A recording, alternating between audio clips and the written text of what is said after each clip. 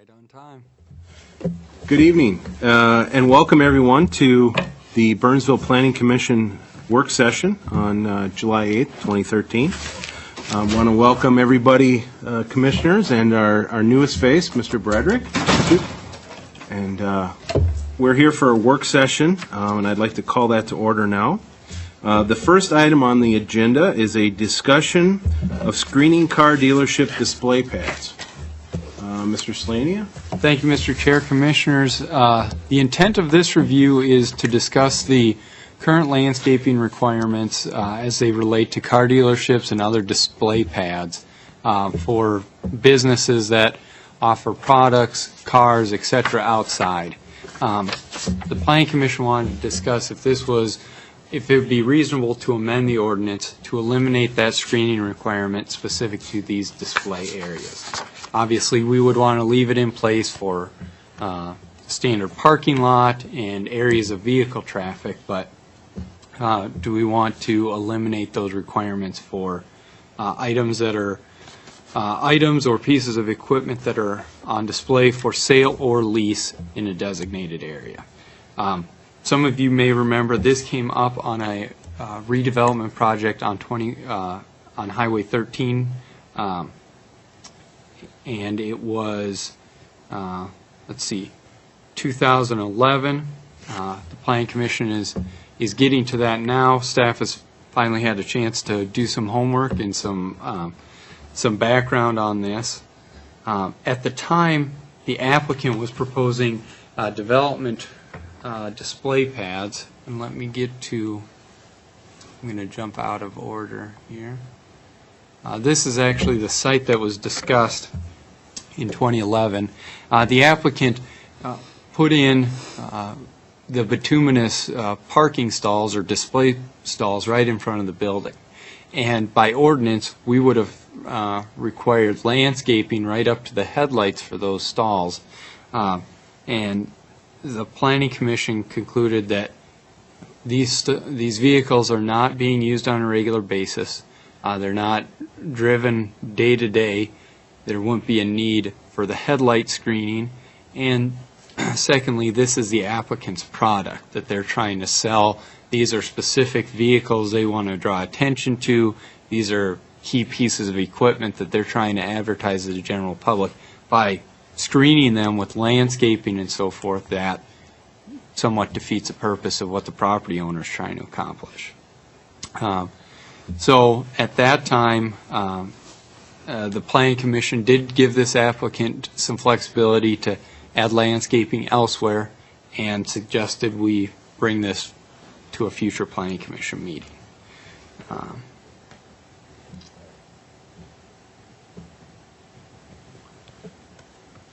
going to go back. These are display pads the Planning Commission looked at back in 2012 for the old Menard site. These are construction vehicles.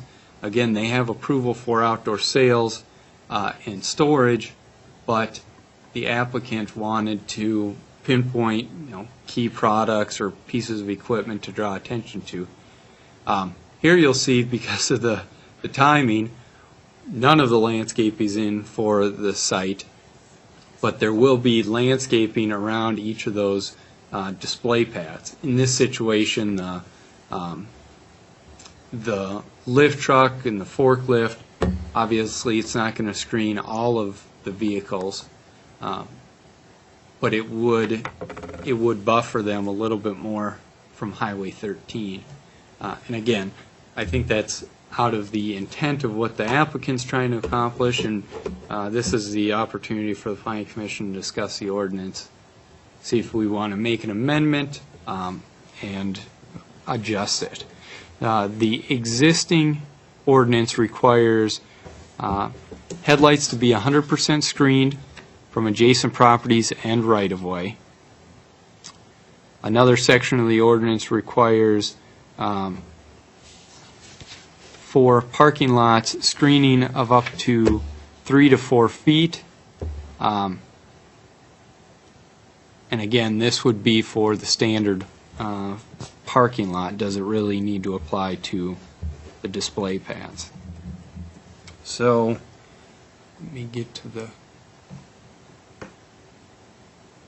in section 10746, to get the ball rolling, staff added letter A.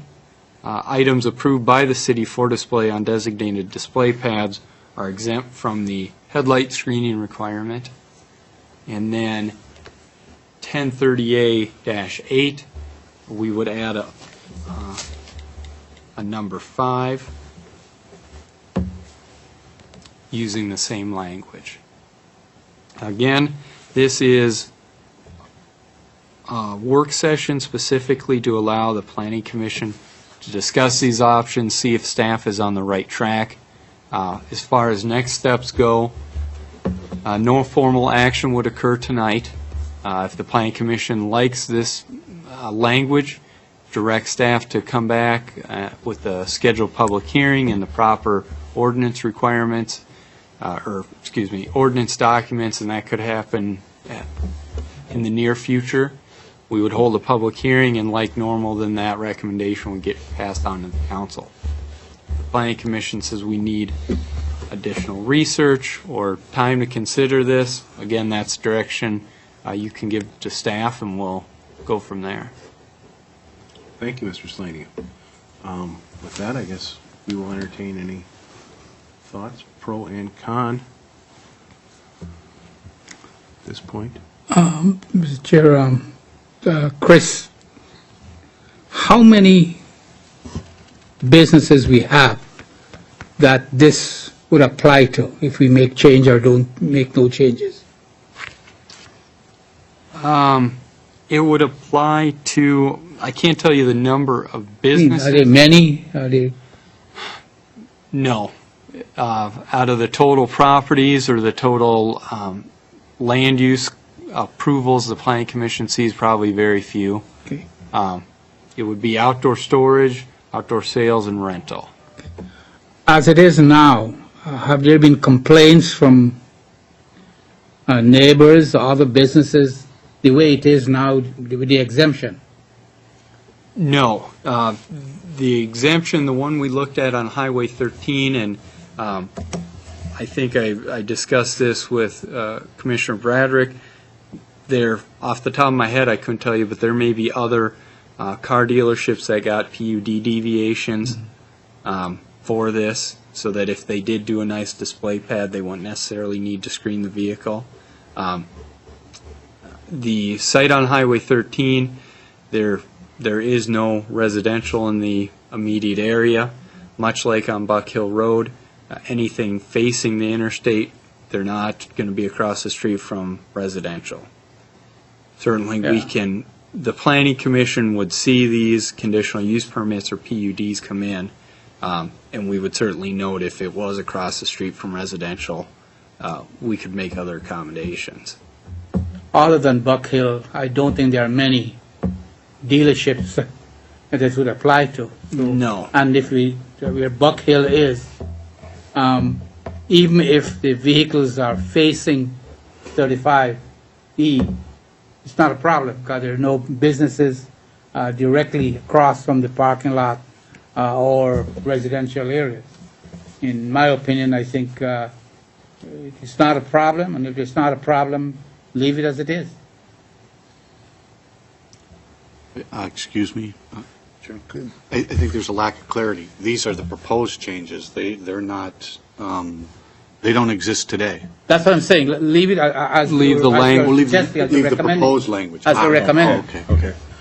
Okay. Chris, is Buck Hill Road, did they exempt them, or how were they, because obviously there's a lot of car dealerships there with displays.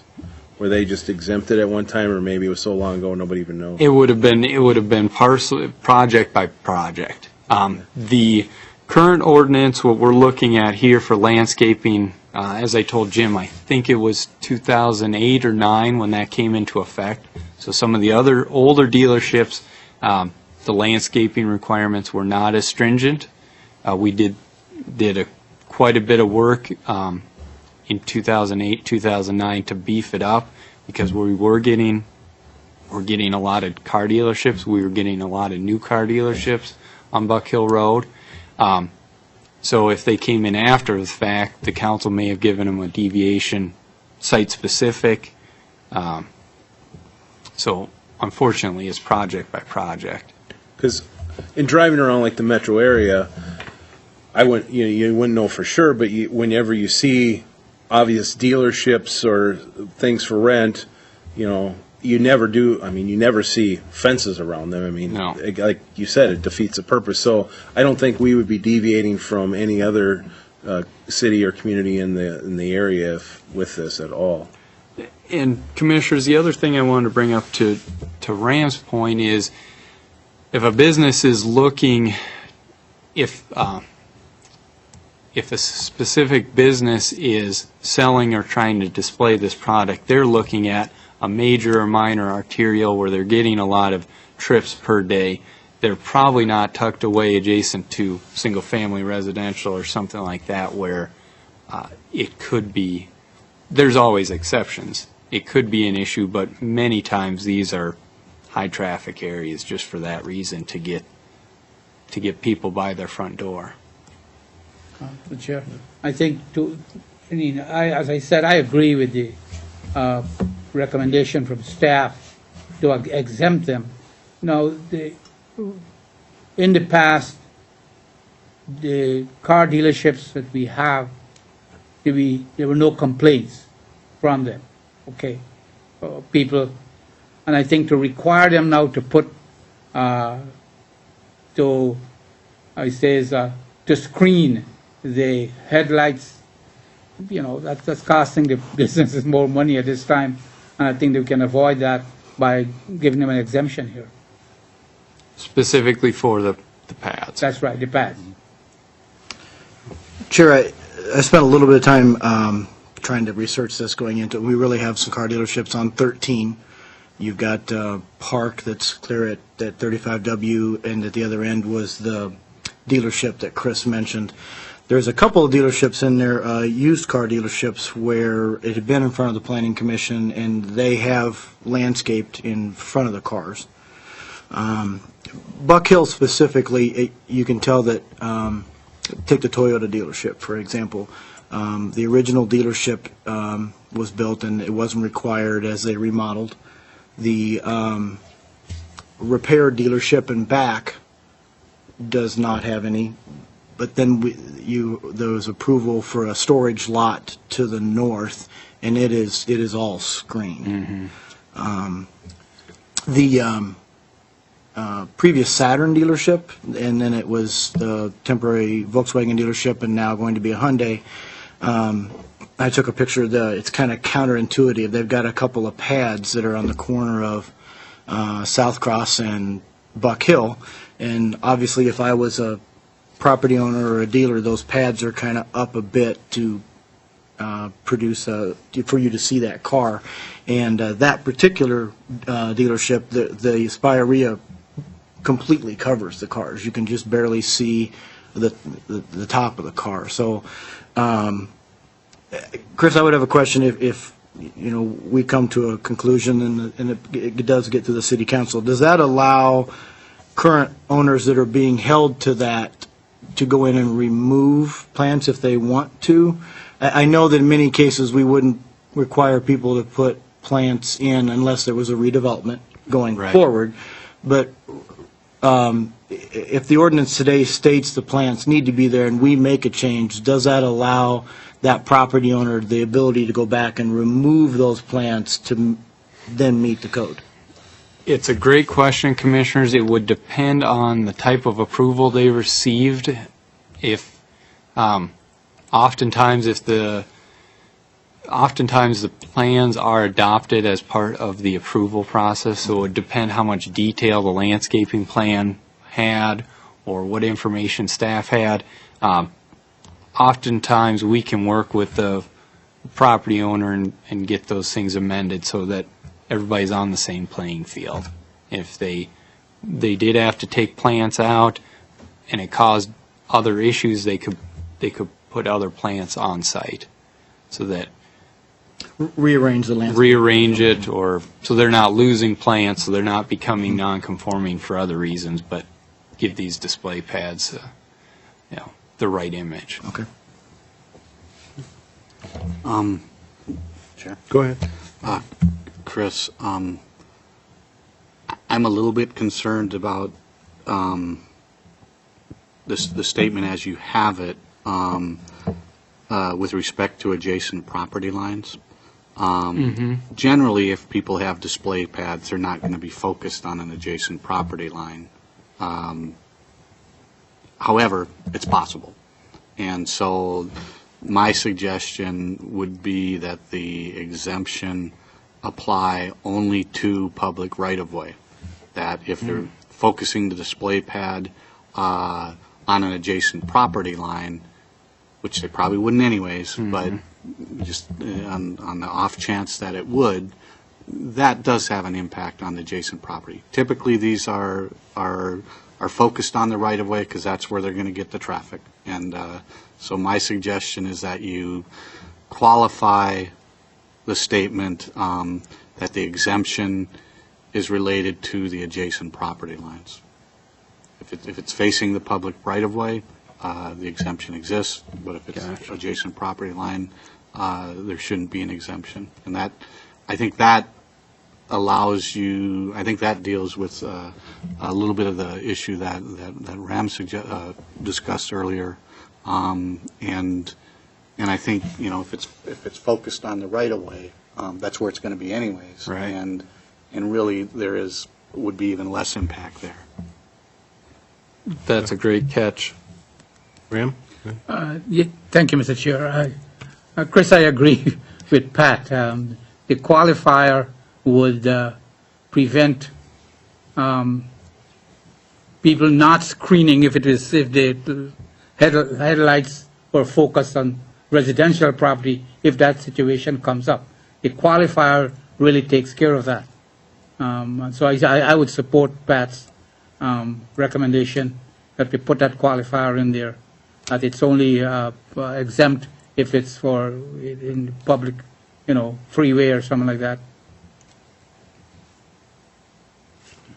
I'm just wondering if you can use language tailored enough to make that specific. And what I'm thinking of is, for instance, like if you had the picture from before of that one car dealership where, usually it's like 2 or 3 cars in front, and then they might have a couple cars that are angled off on the sides.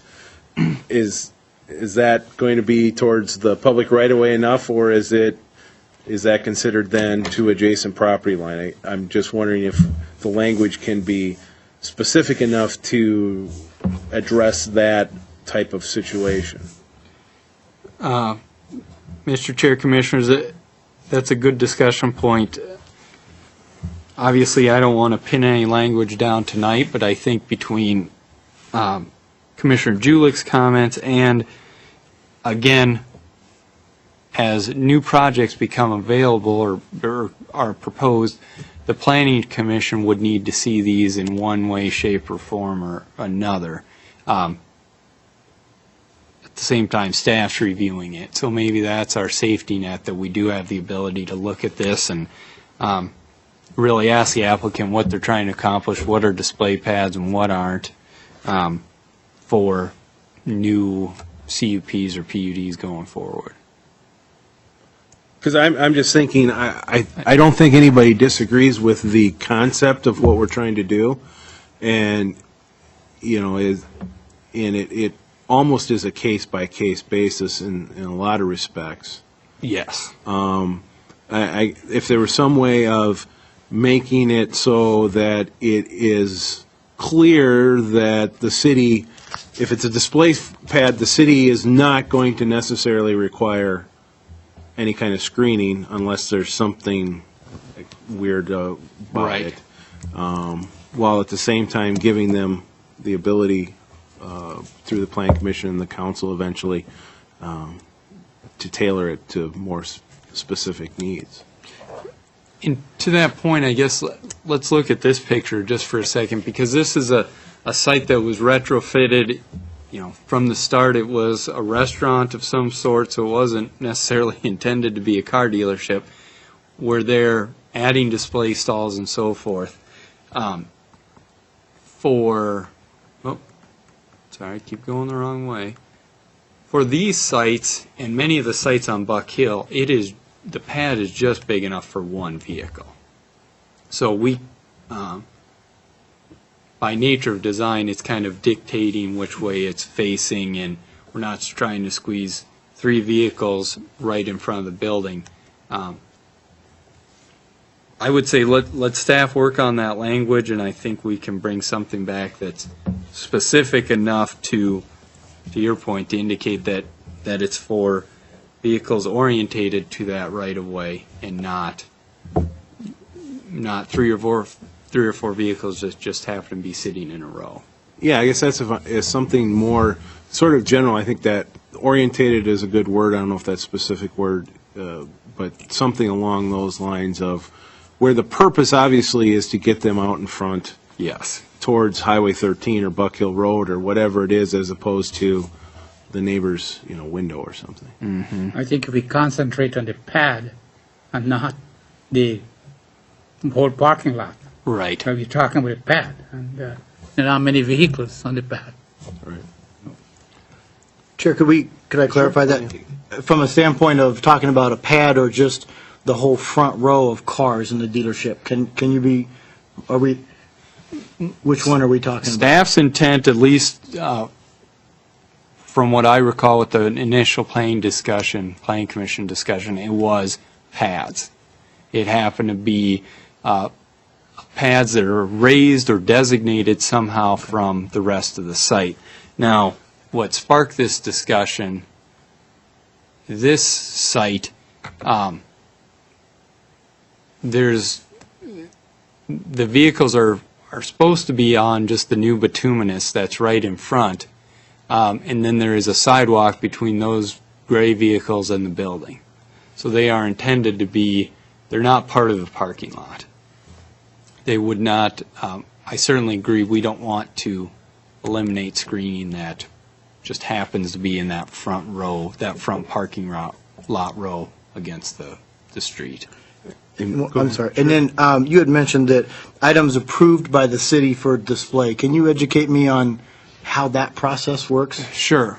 In a situation like this where a property owner comes in for a conditional use permit or a PUD, they're telling us what they're displaying, how big it is, how tall it is, and so forth. So in this situation, the approval is specifically to a car dealership. The operation could not overnight and switch to a boat dealership and still operate under the same approvals. Okay.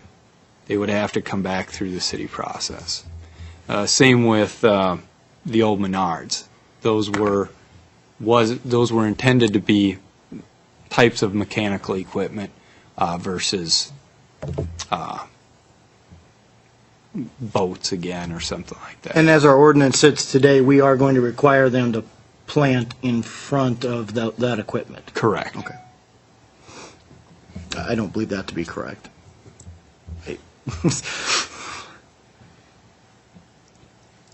I get the intent of the ordinance on screening from headlights and traffic and into neighbors.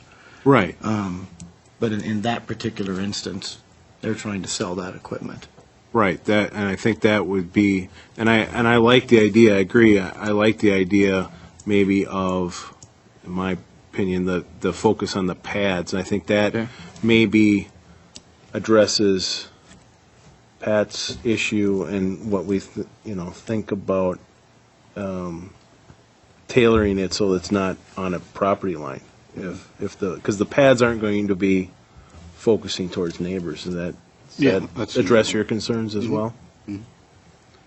Just one other question. In general, this is going to apply to vehicles, but in theory, it could apply to whatever. If I had a hot tub dealership, I could display those out in front. Does So how, but under 10746, it talks about open sales / rental lot. Is that particular ordinance really focused on the car dealerships, or is it more general in nature? It's more general in nature to try to cover everything. What, let me find the right section. 10746 covers cars and vehicles and so forth. 1030A8 is intended, if you reference,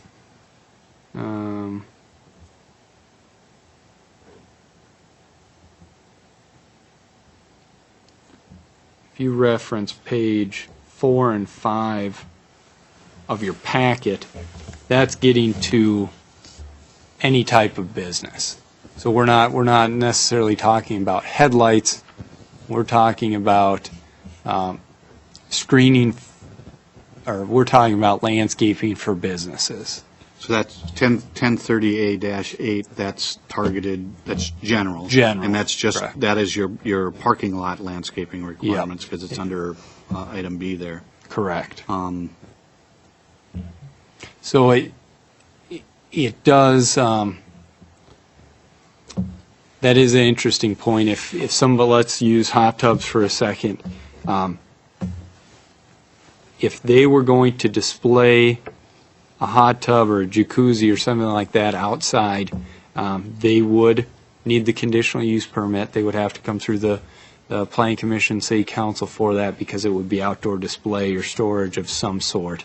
At which point, we'd look at their parking lot, we'd look at their landscape plan and determine if they're going to put a display area outside or not.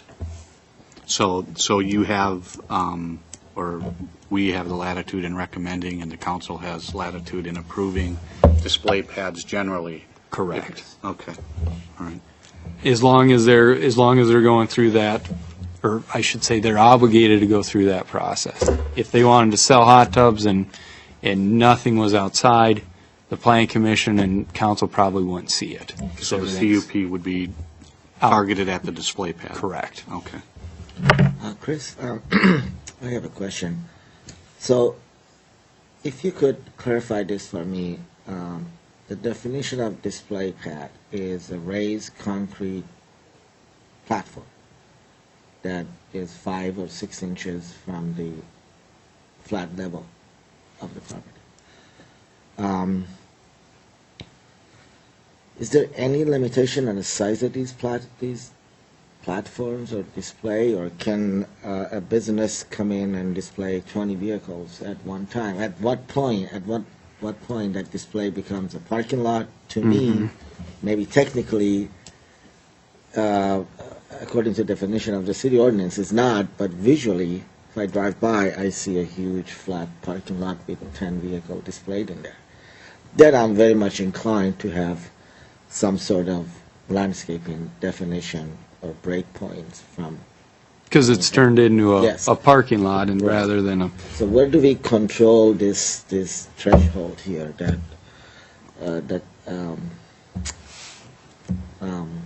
kind of define the area? at this point, I think we've got a lot of flexibility to deal with that, because to your point, we're using the term display pad. Display pad is not, it's not defined in the ordinance currently. So we can put some parameters on that, and as you said, raised and limited to either square footage or one vehicle or some type of dimension. So we are getting to a single vehicle or single piece of equipment per pad rather than 10 things lined up. Excuse me, I have seen pads for 2 vehicles. My concern is, what if the owner wanted to display 5 vehicles or 2 levels? I think we have to be very clear of our definitions and number of vehicles. As we discussed, the commissioner mentioned orientations. and visually define these paths. But you have great latitude in either approving or disapproving, correct? Correct. So because it's a conditional use permit, we have great latitude in recommending or for approval or denial Yes. to the council, and the council has similar latitude. So I don't know if you want to, I think a definition would be good, but I don't know that, I don't know how specific you want to be, because you don't know what kind of product will be displayed. Maybe you limit the definition for display of product. You can. Correct. Without, And- it would have to be relatively general, I think. If at the same time, I'll respect your reply. If, for example, if me as an applicant come into the city and I comply with my application, I comply with all the ordinance requirements, it's very hard for me as a commissioner to approve or recommend the project or reject. So in a way, we put a burden on a city to be as perhaps as specific as what they try to achieve by this process. Well, one concern I would have if you get too specific is you might run into the situation where you get somebody coming in, and if it's very specific, they will meet every specification, and it might not be something you want, and then they will say, hey, I've met every specification to be exempt. We are specifics in a lot of sections in the city ordinance, very specifics into Yeah, up but to square footage. all of these are very detailed. CUPs, and they come before the planning commission for the city council. So we are able to determine what we want to recommend to the city council. The fact that it's a conditional use permit. That's right. Gives the latitude, and I'm not sure, maybe you can help us out here, Chris, a little bit. Let's say a conditional use permit comes in, this is approved, meets this exactly. What is our criteria for approving or disapproving that conditional use permit? There are criteria within the ordinance, or more specifically, the other sections of 1030A 8 have criteria for, various things for parking lot landscaping and things like that. I think what we can do is work on a definition of display pad that maybe doesn't get into size or what they're displaying, but just the point that it's not interconnected with the parking lot. It's segregated, it's raised X number of inches or something like that, so that when I'm reviewing it and I'm presenting it to the planning commission, we can all agree, okay, these are display pads versus another row of parking up front. Okay. That makes sense. Chair, I think I would have to agree. I think each facility is going to be very uniquely different. You talk about some of the Buck Hill dealerships, there are a few of the elevated display pads. Some of the smaller facilities on 13, the display pad could be the 3 or 4 cars that are in front of the building. I think that's going to vary by the facility. And ultimately, our goal here would be to, in some cases, eliminate some variances where we've accommodated them, and that's one less thing that you need to come to this body for a variance, correct? That is correct. Okay. And just, I think, providing more flexibility to an applicant who's got the same goals and intent the city does, is to develop an appealing business and operate a clean site. Excuse me, Chris. This issue is separated than city requirements and the landscaping section, right? For the Yeah. for the rest applicant of the still have to site? comply with the site landscaping. Yep. Certain number of trees and percent green space and stormwater and all of that. Okay, thank you. And one last, to Commissioner Julick's point about, it seems like a fine line between automobiles and then your example of construction equipment and then hot tubs or whoever else may, and so like in a hot tub example, did I understand you correctly that typically that's not an item that fits into the open sales lot piece in the first place? Is that correct? It would need to be processed through that part of the ordinance. Okay. I guess that one's got me in a quandary simply because we haven't processed anything like that in quite a while. Okay. If typically your product's either inside or outside, they may not want to go through the time or the expense or anything like that to request a conditional use permit for one single Okay. hot tub or pool or something like that. So I appreciate that comment. I think that's something we need to think about. Well, Commissioners, I think we're in consensus that we're supportive of changing the ordinance with the right criteria and the right language. Right. Yeah. I would agree. If that's where we're going, let staff take some time. We'll talk about certain exemptions for being orientated to the right-of-way, and that the purpose would be for displaying those items, and we'll also look at some type of definition or further explanation of what a display pad is, so that staff, planning commission, applicants know what page we're on. Seem good for everybody? Yep. Yes. All right, great. All right. Thank you. I will get you an update when we have a revised time frame. Thank you. The next item up for discussion is single-family metal roof designs and materials. Mr. Chair, Commissioners, I'd like to introduce Laura Holy. She is our planning intern for the summer, and she's been a great help on research on this. If you recall, we started this last winter, and then with the number of projects that came through, it got stalled out. Again, it is one of the items that's on the Plan Commission work plan for 2013. Metal roofs are becoming more popular. They're more sustainable these days. They do cost more up front, but you're getting any number of benefits, better insulation, more durability, and a longer life.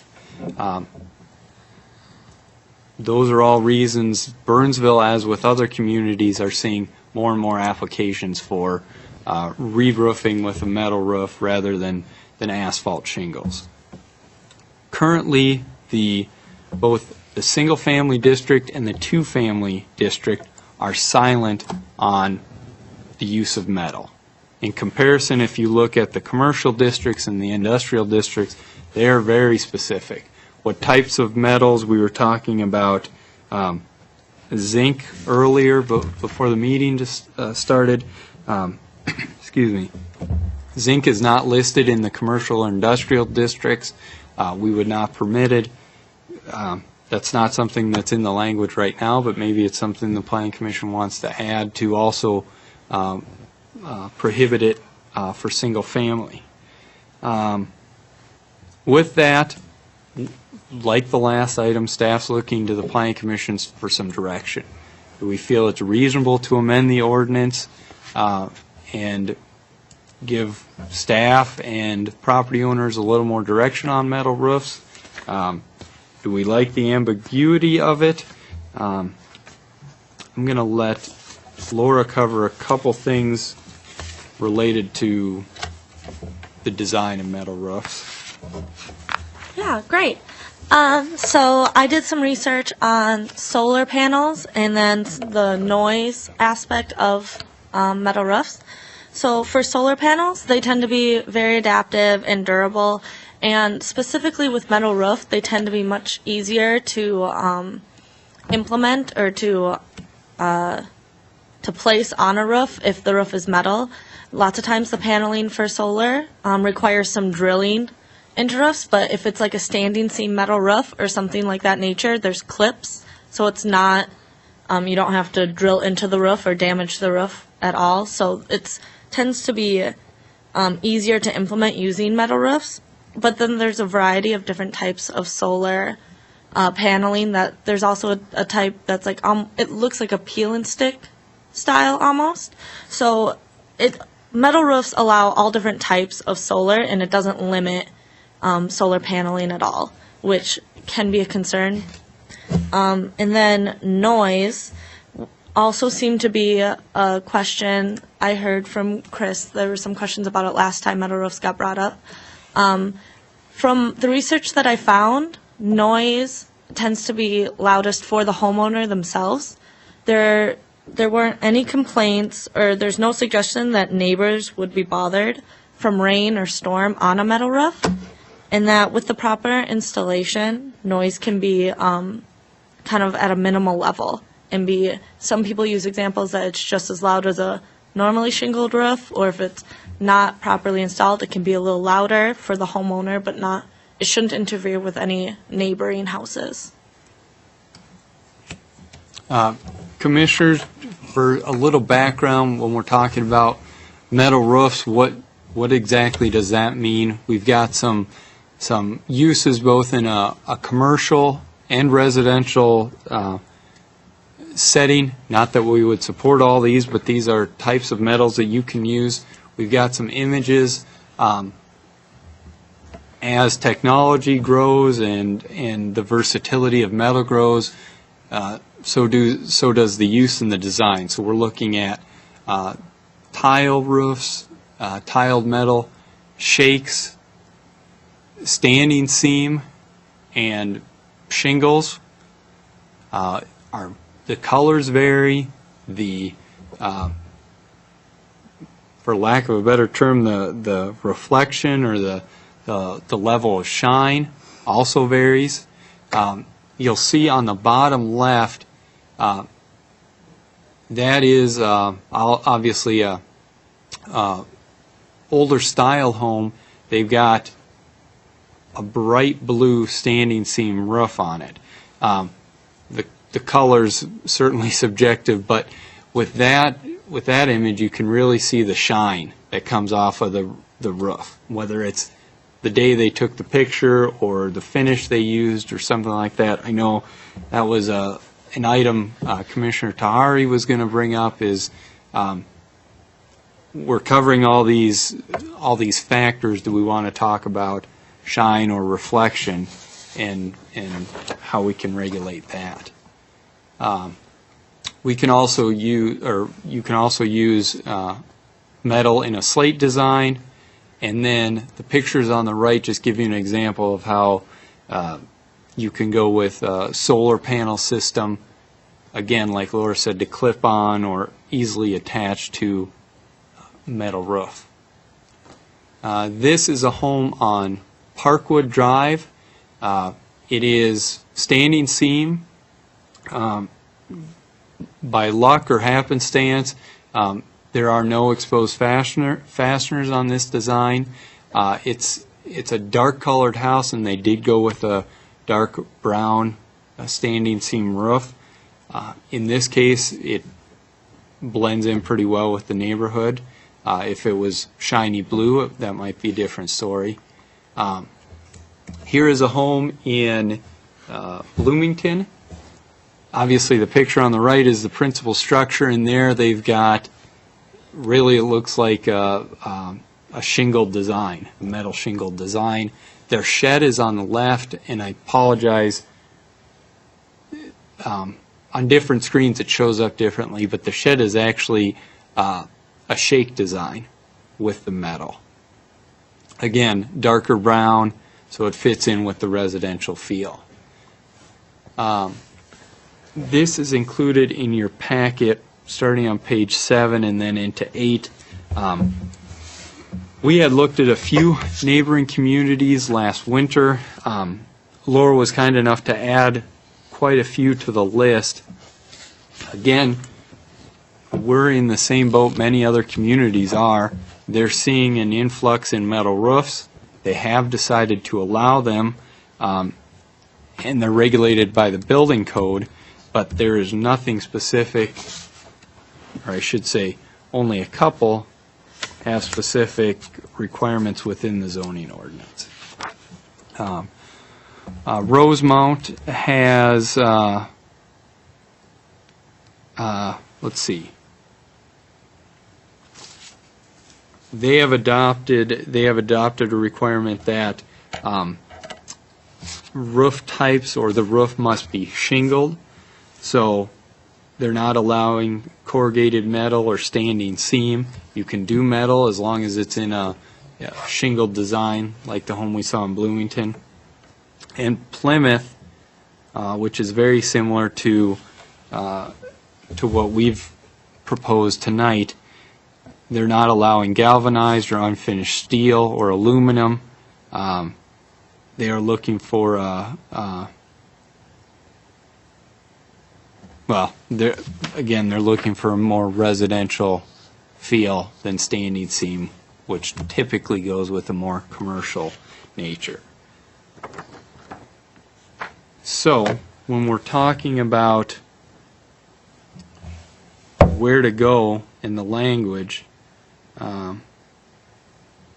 staff has added to section 1012.1 language, that is single family, and then 1014.1, that we would allow metal roofs.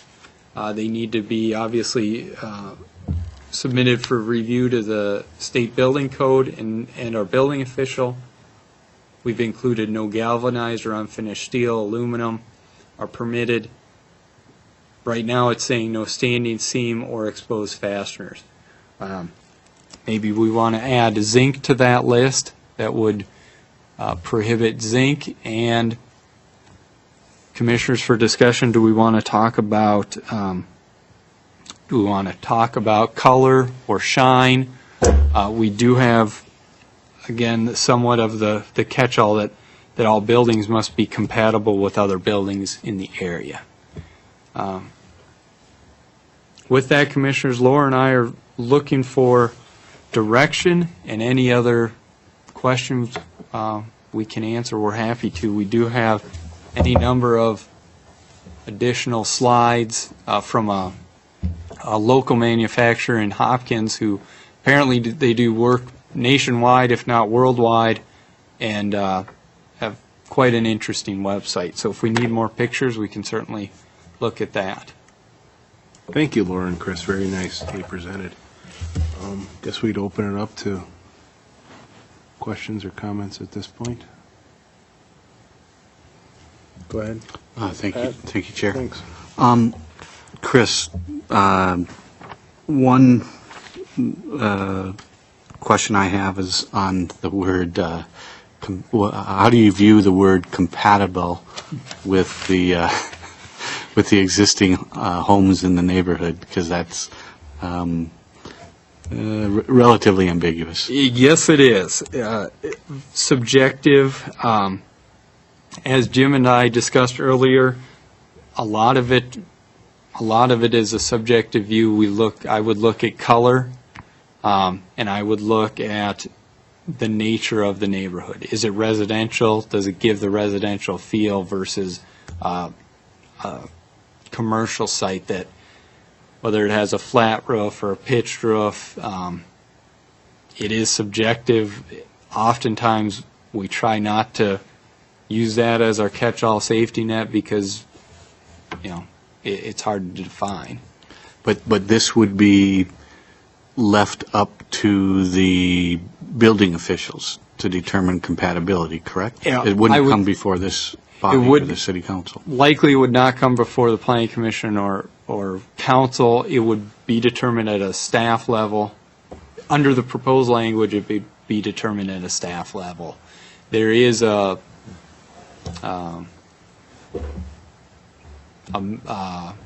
what's the word I'm looking for? A review process where the property owner, the applicant, and staff can't review, then we would take it to the city council. and that compatible word already exists in the code, so evidently it's working.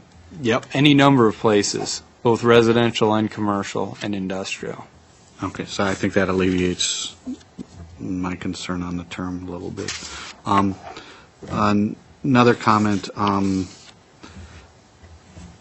I guess me personally, I'm okay with the wording as it stands, with the exception of the last sentence, the no standing seam designs or exposed fasteners are permitted. I've seen quite a number of the standing seam roofs, and in fact, there's one in my neighborhood, and I can't tell if the fasteners are exposed or not, but a lot of the standing seam roofs are designed for the fasteners to be exposed. And the ones I've seen, I personally don't have any problems with them. I've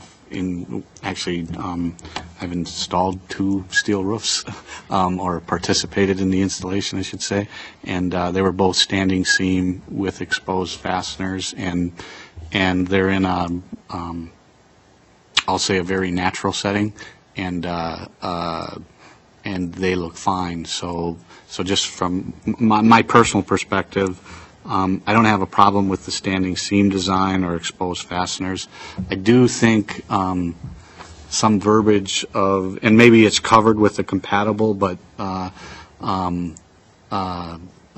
flat or matte finish, something like that, might be worthwhile putting into it. That way you don't have, in general, if it's flat or matte, I think that sort of reinforces compatibility with other roofing types, because in general, asphalt roofs and or shake roofs, they're just naturally flat. Or not shiny, I should say. Right. So those are my comments, I guess. Thank you, Mr. Chair. Chris, I have a problem with the compatibility thing. Because if I live in a neighborhood and I will be the first person wanting to install a metal roof on my house, I don't know how compatibility will play, because the metal roof obviously will be different from the other roofs in that block or that neighborhood. So I have a problem with compatibility there. The standing seam thing, I don't have a problem with that either. There are different patterns that you can use. I've done a little research on metal roofing, and as I told you earlier, Metal Roofing Alliance is a good site and they give you the A to Z on metal roofing. And all I have read is positive for the homeowner. It's positive also for the environment. A homeowner who decides to go with a metal roof, whatever pattern he wants to use, will pay more at the beginning, but probably it's the last time they will change their roof. That would prevent a lot of things going into the environment. You don't have to change the shingles and all go in the waste. One question I have is, there is this talk about the risk of lightning. And I am not too sure what prevention or preventative steps will have to be taken when you install a metal roof. Do you have any idea about that, or Laura? I did see a little bit of talk about lightning, and there's these little lightning rods you put on the metal roof to deflect. That's supposed to attract it and then disperse it so it wouldn't hit. And it also is required after a certain number of square feet. So after the roof gets so big, then they kind of recommend you using it. I don't have the numbers in front of me, but I don't think it's usually an issue on a single-family home. I think it's more of a commercial problem? Yeah, thank you. I was just looking back here. Yeah. Says a metal roof will not increase the likelihood of lightning striking your home. Right. However, if your home were hit by lightning, your metal roof would disperse the energy safely throughout the structure. Right. I answered my own question here. With metal roofing, some concerns that I see here says since metal roofing is a relatively new product, you need to make sure you pick the right contractor. Underlayment and flashing issues have become a problem. So to help the homeowner, do we need to make sure we have language in there so that the contractor does the right thing regarding underlayment and flashing issues? Then again, it says that metal doesn't breathe the same as traditional roofing products, and they can expand and contract at a different rate than traditional roofs. If the seams are not properly aligned, this can cause water infiltration. So I think it might be helpful when we write this up, that we, get a little bit more specific, so that homeowners who get a contractor to come in and put in a metal roof, later on don't find out that they have flashing issues and water issues and that kind of thing. So if we can go a little bit deeper and put language in there, it might be helpful to the homeowner. Chris, may I respond Absolutely. to some of the commissioner concerns, which are very valid concerns? If you don't mind, Chris, I can respond from architectural point of view, aesthetic, and what I've seen from the other cities that get involved with the metal roofing. Commissioner, as far as the design and flashings and expansion and contractions, that is directly the role of architects to make sure all the design recommendation by manufacturers are complying to their design. I don't think at this point city can get involved to that technical review. Even at the approval level, they can't get to that level. The assumption is the architects, they know what they're doing and how they design their details as far as flashing and expansion. As far as the fastening, the fasteners exposures, to some point, most of the metal roofing manufacturer, they do have concealed fasteners, whether they be instead of being exposed to the weather, they have a cover that covers the fasteners, so they have maintain their own integrity, and the fasteners are designed to move according to the temperature change. With exception of standing seam, is more rigid than other type of metal roofing. Lightning and bolting, this is very arbitrary option. Some applicants and owner decide to have it for more protections, and some don't. I don't know if you're in that line of business. You have any? I would agree in almost every case. I think steel roofing has come a really long ways in the last 5 to 10 years with the slates and the shingles. I agree with Commissioner Julich. I believe the standing seam, and I was going to ask you, Chris, kind of how we got at the standing seam and the exposed fasteners. I think I agree. Would you agree that exposed fasteners many times will be a lesser quality roof? It can be more of what I would consider to be a farm building or something where it's just a rubber gasket in it too. So I would have a tendency to agree with from a quality level, the exposed fastener is probably a good place to stand. I do think that those standing seam roofs, are very acceptable. I also know on a steel roof, Typically, the manufacturer's warranty is very specific about underlayments and flashings.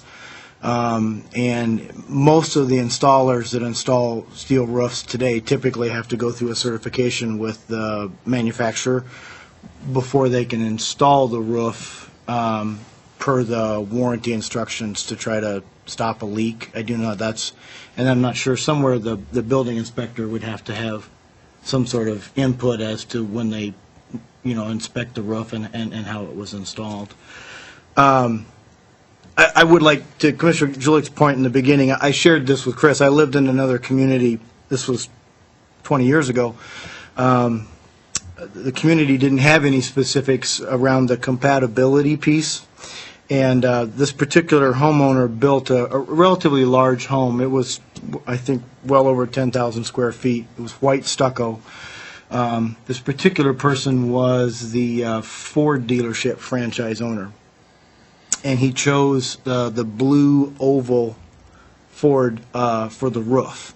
And it was a very big deal. I mean, the city got tied up in it for a long time from a standpoint of defending what happened. And so I also agree that the compatibility thing seems a little, and it may have been working. I thought it was good that we talk about it because, once again, our goal here would be to put something in place that doesn't force, I think, a staff member to have to make a difficult decision or to push it to the council. If we could land somewhere with, and maybe that's not where we're going to land. That's just something I don't have quite worked out in my head. And how does that compatibility work? And we don't put someone else in a bad situation. And how can, as a resident, how can someone not have a neighbor choose to put a pink roof? Mm-hmm.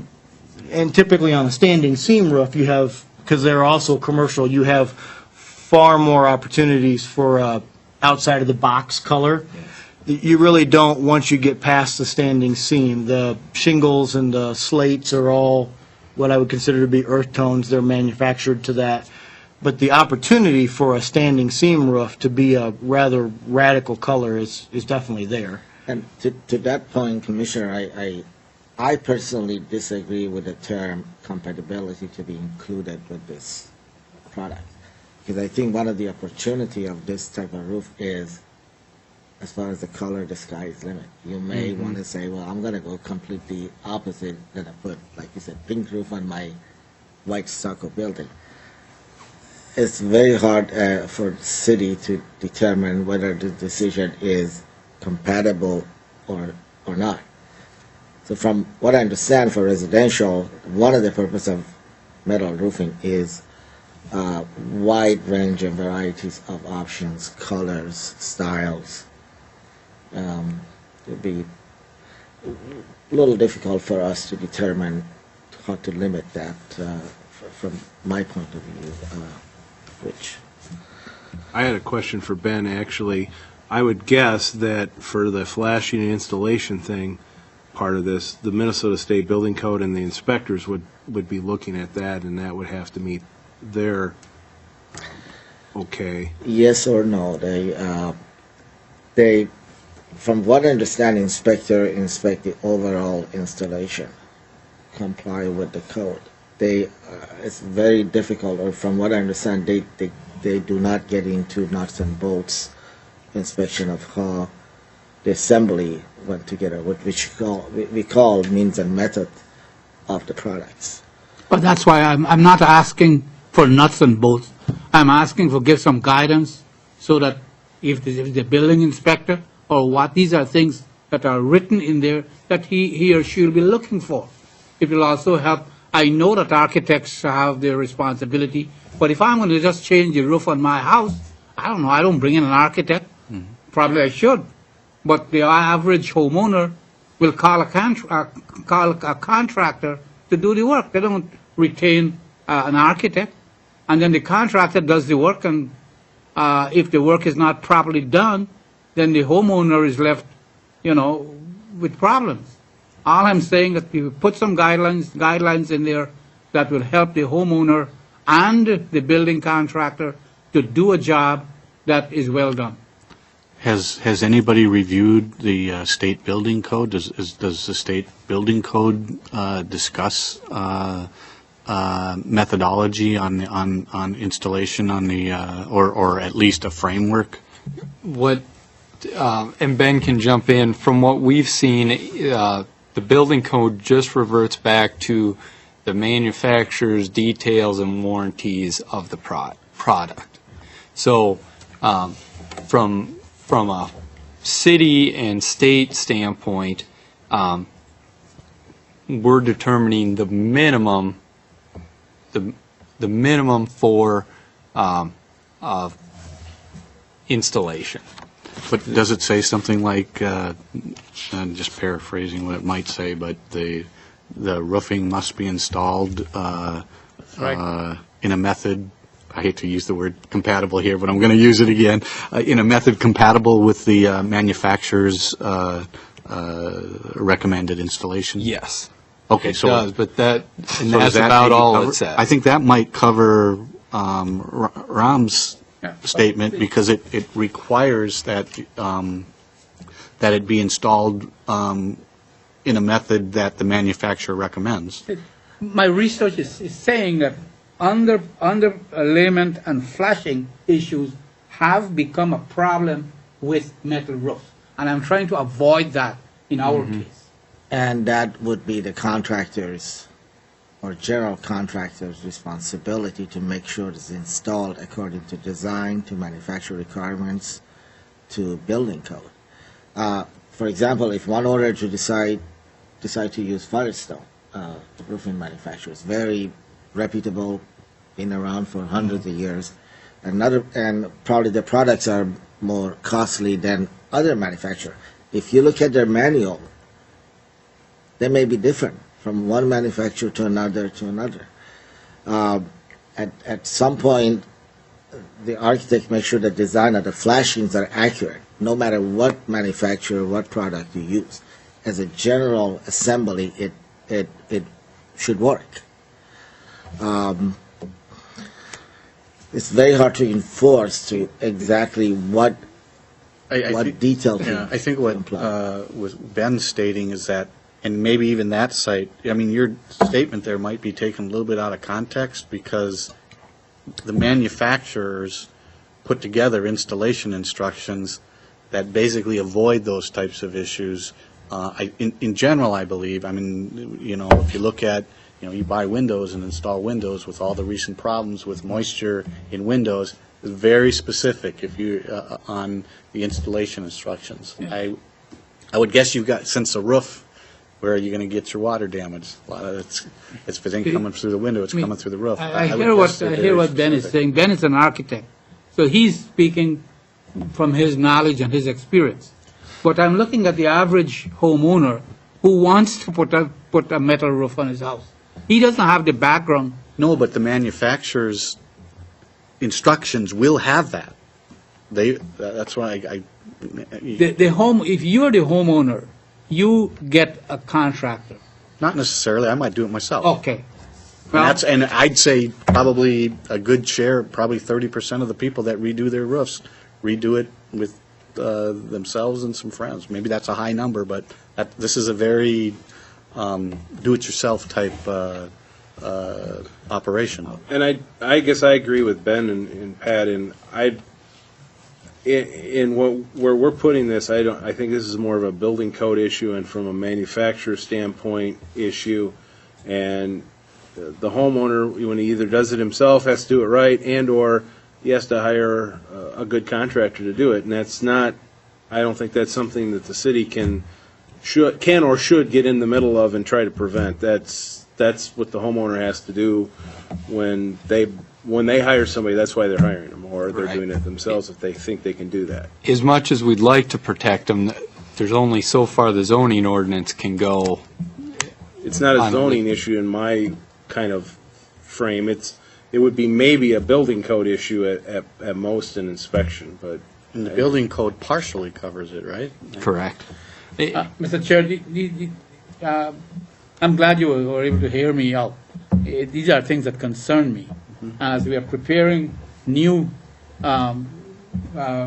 codes we are writing something for metal roofing, which we don't have, concerns me because I'm concerned, I'm sure you are concerned with non-compliant installation, and people left with problems. And if now we are doing something and we could add language that protect, that help the contractor and protects the homeowner, then let's do it. I mean, but I would, whatever the commission feels to recommend, I'll go with that too. So I just wanted to be heard on this matter.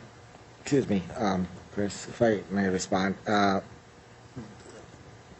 To Commissioner's comments here, from what I understand, the reason that building code or maybe even the city doesn't get involved into specifics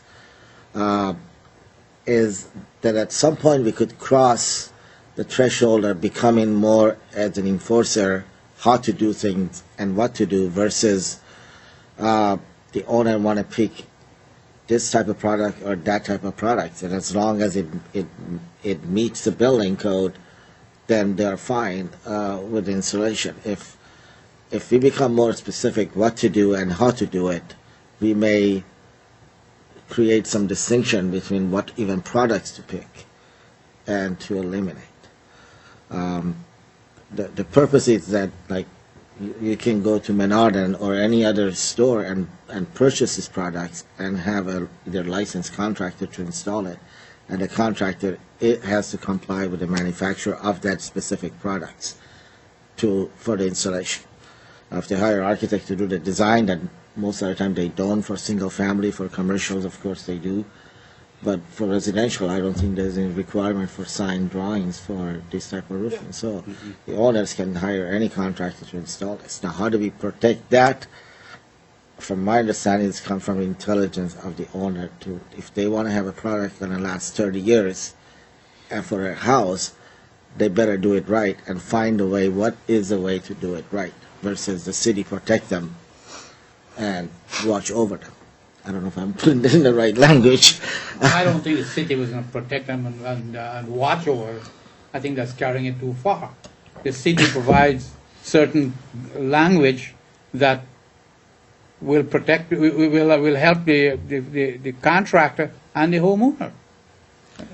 What other language besides asking contractors to comply with the manufacturer's standard design requirements? Well, let's put that in there. But if it's not going to be signed, But it's already in the building code, Yeah, and it's- this it's references gonna the be in building the- code. So that Right. is already in there, I think. That was my... If it's there, then that's fine. Then. Because it reviews under the Minnesota Building Code, and if that's in the building code, then it has to be Correct. reviewed per those standards. And then, the way it's written now is, we're not updating the zoning ordinance every time the building code is updated or changed or tweaked or anything like that. It is, Chris, the building code is specific to metal roofing. yes, there is a subsection that discusses metal roofing. Now, Commissioner, it's somewhat ambiguous from the standpoint it talks about appropriate flashing and appropriate underlayment and appropriate spacing. The building code is less specific than you would get to any manufacturer's warranty.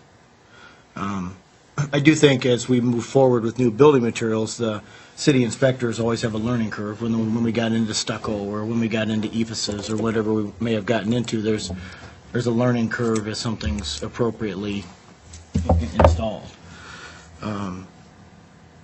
Do you have anybody? Does anybody have any suggestions how we could narrow down or how we could talk about the compatibility thing a little different? If you were looking for suggestions, Chris, what are you looking for so we as a body don't put somebody in a bad situation where they've got to make that decision? Well, just off the cuff, I was thinking, since we are going to a new material, we're going to metal, and majority of the neighborhoods don't already have a metal roof in the neighborhood, we could look at compatibility with color or texture or design, and somehow distinguish that between compatibility with materials, so that we're protecting from the hot pink roof or the blue roof, but it would allow somebody to do a dark brown or gray metal. But I think, yeah, sorry, Go ahead. I think there's even, if I understand it, there's differences of opinion voiced tonight. Yeah. I think Ben has indicated Against that language. any, not putting any restrictions, especially let the colors go wild, maybe I'm overstating it, versus, and then there's a concern of assuring compatibility, but allowing the difference in materials. I think Ron mentioned that, and Jim, I think you allowed. I think your view was more focused on just the definition of compatible. I don't know if you voiced an opinion on. Yeah, I guess my initial goal when we were talking about compatibility was I didn't want to put city staff in a bad situation, but I also wanted something that, and maybe it's worked. Maybe we're discussing something, and you said we use compatibility in several other places. Correct. And if it has not been a situation where you've been in a bad spot, or maybe it works. I think it does. Well, I think we should go to Chris at this point. I mean, is in this situation, with the knowledge of compatibility in a lot of other areas that you have to deal with, is it worrisome to you, or is that something that you feel is easily dealt with on a staffing level? Right now, we're dealing with it just fine. Okay. But at a commissioner level, I guess I'd like to get back also to the standing seam and the fasteners. I was gonna say that it seems, and maybe I'm not reading the room correctly, but it seems that, at least from what the comments are so far, is that no one has a problem with the standing seams. The fasteners, probably not, and the only real issue was sort of the all colors allowed theory from Ben versus maybe toning it down to more of the earth tone types, and that would be the one area that there was disagreement on. Have I read that correctly? Well, even in the matter of, in terms of standing seam, there are varieties of standing seam products. Right. From quality low, 1 to 10, which I've done in a high quality standing seam that even manufacturer, they prefer for longer warranty But versus that. So that even is a wide range. Sure, but I think, and you can probably correct me if we have the no galvanized or unfinished, that I would guess would address the sort of the barn shed issue with, some washers and sort of thing. So that would take that type of finish and sort of the real low end standing seam out of the picture and leave us with standing seam, which I think, if I remember right, that Parkwood house was a standing seam, and it looked, I thought, fine, at least from my perspective. And so, we can talk about fasteners, but I don't know that that's a big issue, but it's sort of the last issue seems to be do we want all colors, or do we want to put some kind of containment on that? I think that works, and really the only history on the standing seam is it is more of a commercial nature, and we wanted to make sure the commission covered all the bases. I appreciate that. I've seen some pretty high-end custom homes, cabins, with some very nice-looking standing seam roofs. They're very expensive. I've seen a number of. In fact, my parents' house has a standing seam roof on it, and so not that that matters, but I've seen a number of homes that have standing seams. I think if you get away from the galvanized and that sort of thing, I think in my opinion, you've covered that issue, I think, from what we're trying to prevent. Chris, let me ask you a hypothetical question here. Let's say let's think of it this way, that this is new products, a new system coming to the city. we're experiencing, we're learning all the curves and what's the right language or not. Let's say we build one single-family house, metal roof, the building inspector go in there, everything looks fine, and next month or so, the big wind comes and blow the whole roof off. Me as a house owner, could I come to the city and say, well, you guys came and inspected, what happened? A 25-mile or 30-mile wind should not blow off my entire roof. Didn't you guys inspect this roof for me? And that goes maybe to the point Commissioner Singh is mentioning. At what point we wash our hand and say, well, this is not really our responsibility if it wasn't installed right. It's called governmental immunity, so they don't have that problem. Yeah. Mr. Chair, Commissioners, the homeowner would likely approach both the city and the contractor. And the finger pointing is going to start. I don't, to be honest, I don't know if there's a time limit or a threshold where we do wash our hands of it. We certainly have, we've got building code records and pictures and inspection notes that are permanent parts of the file for those particular reasons. So I don't know that we're ever clear of it.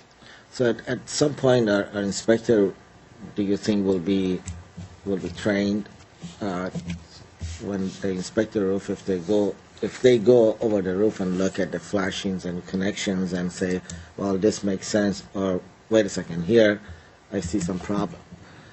Are we getting to that point, or are we gonna basically rely on No, contractors? Mr. Chair, Commissioners, I think we're at that point, and we have been for a while.